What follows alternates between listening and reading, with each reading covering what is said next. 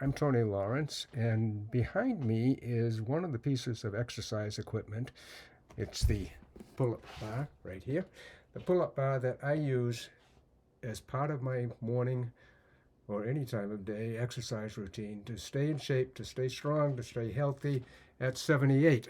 And at 78, as you can imagine, I do have some pain, arthritis, neck, I don't have much in my back right now, although I have to be careful of my back, and you'll see that I am very careful with it later. But I'm not trying to get ripped. No, no, no, no. I'm not trying to do that. I am just trying to stay healthy. I know that at this age, all kinds of awful things can happen to you that make it impossible to exercise. And, I'm lucky that I don't have too much of that so far. I do have to be careful, as I said, but it's not as bad as it could be at all. So the pull-up bar has some limitations here, and because it's short, it's a doorway pull-up bar after all, I have to raise my knees up. I don't have to raise them up that high, but in order to get a full pull-up in here, a full extension, I have to raise my knees up a little bit. And that, of course, adds a little difficulty to the pull-up, and also, I suppose, adds a little exercise to it. So let's go back into here, and we'll see what else we can find here. So, what I do here, let's first do a walk because, let's first do a walk because that's what I do. I walk through the house, so I've done my pull-ups, and now I'm going to take a walk down to the kitchen and back around and out, down the hall. Yeah, down the hall. And we go down the hall, down the hall, down the hall, and down to here. And the whole thing is probably about 70 feet or so of walking. So altogether, so 70 feet down and then 70 feet back, something like that, roughly around that. And then I'm going to come back, and when I come back to where I keep the rest of my equipment, we'll see what we're going to do next. Won't that be fun? Yeah.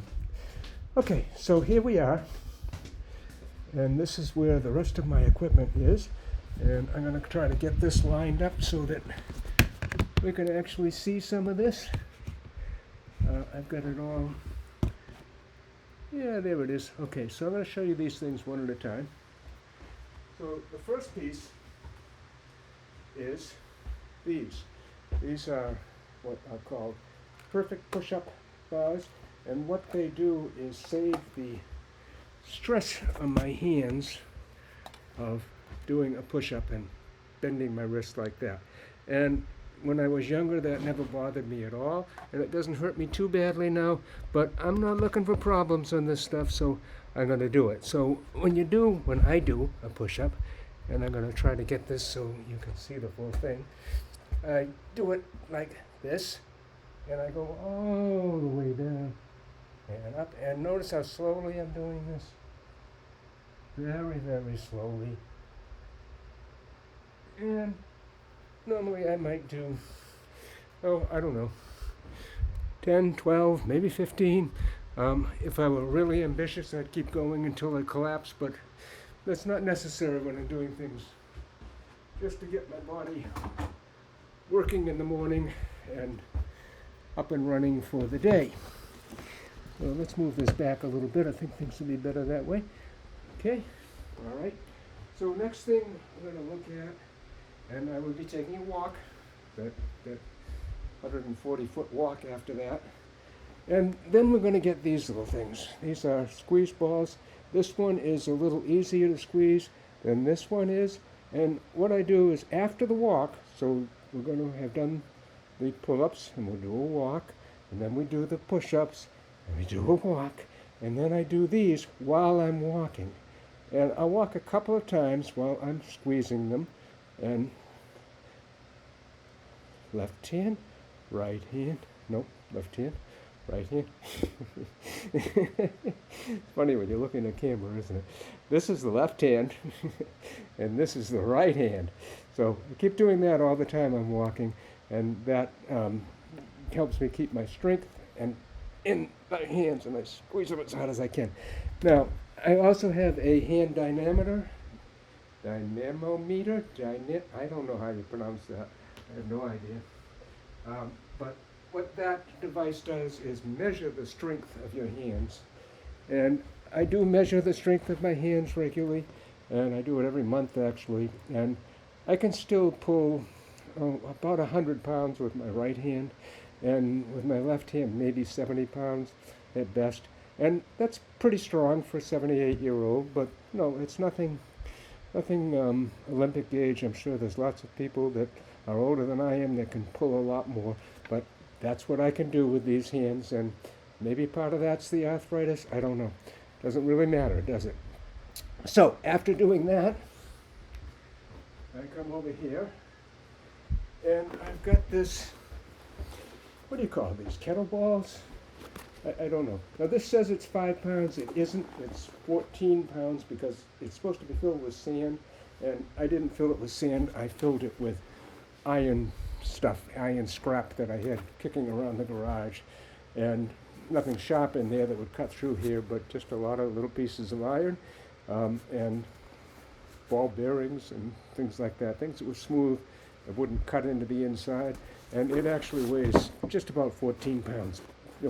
So what I do with this is a couple of things. First of all, I do this side to side. And how many times I do that, how many times I do anything, depends upon my energy level today, the day that I'm doing it. And it's also, of course, going to depend on how much of this stuff I've done each day. So I might go through all of these once. I might go through them 7 or 8 times in a row. I might go through them 7 or 8 times over the whole day. It's just going to depend on how I feel, how much time I have, how much other things I have to do, like shopping and, talking to people and other things like that. So those are the things that I do. So the first thing was the side to side. And then the next thing is I'm going to go for a walk. And I'm going to carry one of the walks like this. Okay? So I'm going to do that 140-foot walk again with holding like this, and then after a walk with nothing again to get a little rest in, then I'm going to hold it back here on my neck, and I'm going to do another 140-foot walk with that. And those 2 exercises are not all that we're going to do with this. The other thing that I do with this is to do a bend over with it, like I'm touching my toes, but instead I'm going to touch this to the floor, and let's see if we can actually get that in the picture. I don't think I can. Maybe. No, I probably can't get all of that in the picture, but I just touch it lightly to the floor, and again, doing this stuff very, very slowly to keep it up. And that is that. We put that back. And the next thing is the roller wheel. The roller wheel, fantastic, right? I love this piece of equipment. It's not easy to use, and if you have a bad back, it's probably a bad idea to try to use it. But I like it a lot, and this is what I do with it.